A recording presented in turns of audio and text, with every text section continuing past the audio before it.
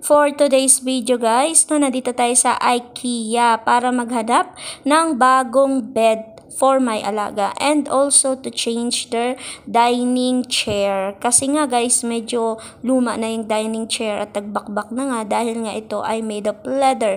Siguro na rin dahil na rin sa init, sa ulan, lamig, kaya din siya nagkukusang mag-remove yung parang pinakang skin niya. And also, sinabayan pa ng alaga kong makulit, kaya naman talagang tinatanggal niya yung balat.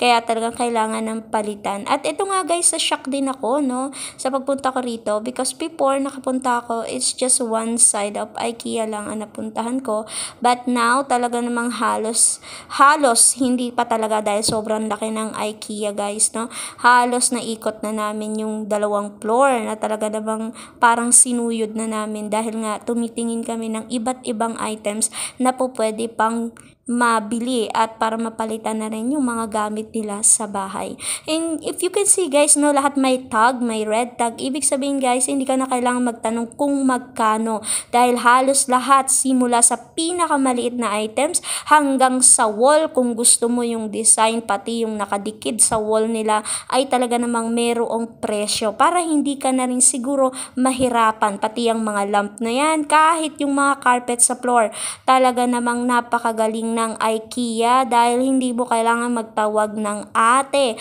para magtanong kung magkano ang presyo dahil sinusure nila na bawat side ng items na for sale ay talaga namang meron na ngang presyo o price tag. Sana all lang, no, kompleto. At syempre guys, makikita mo rin naman talaga na ang bawat items na binibenta nila ay talaga namang quality guys, no.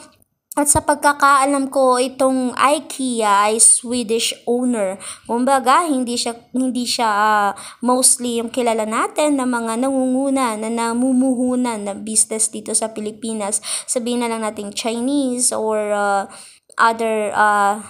other different nationality, but at least now this one is Swedish guys. So ibig sabihin another kinds of foreigner na talaga namang nagbigay ng pamumuhunan sa bansang Pilipinas para mabuksan ang IKEA guys. At guys, no, napapabalita ang IKEA ay the best. Bakit nga ba the best? Dahil naandito na lahat, simula sa pinakamaliit hanggang sa pinakamalaking pangangailangan mo, simula sa bultuhan hanggang sa tingi-tingi o pa isa-isa. Depende na lang sa kung ano nga ba ang gusto mo. O, 'di ba? At guys, no, andito na talaga ang lahat ng kailangan mo sa loob ng bahay. Saan mang parte yan, kusina, kwarto, CR, sala, andito siya lahat guys. At nakikita nyo nga yung counter guys, so may nakalagay na HEJ ba yun?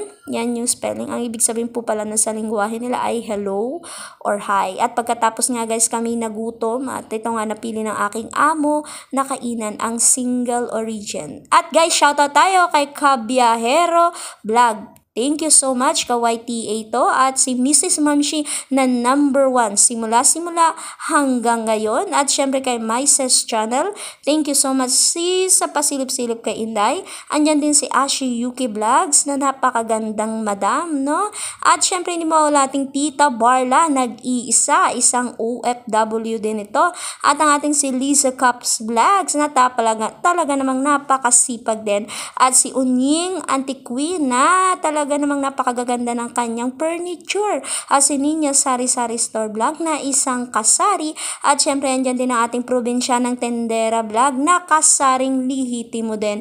At hindi mawala ating Hot Speak Weather Report na isang tagapagbalita ng ating ulat panahon. At syempre si Try Vlogs Unlimited na isang kaibigang napakabait. At si MJOFW na isang bayaning buhay. At syempre andyan din ang ating si Tenderang Tahimik na isang kasari at napakaganda rin naman. At si Teen Store Vlog na napakasipag at napakadakilang nanay. At si Nisha L Mix Vlog na napakarakitera at napakaganda. At si Ma'am She 12.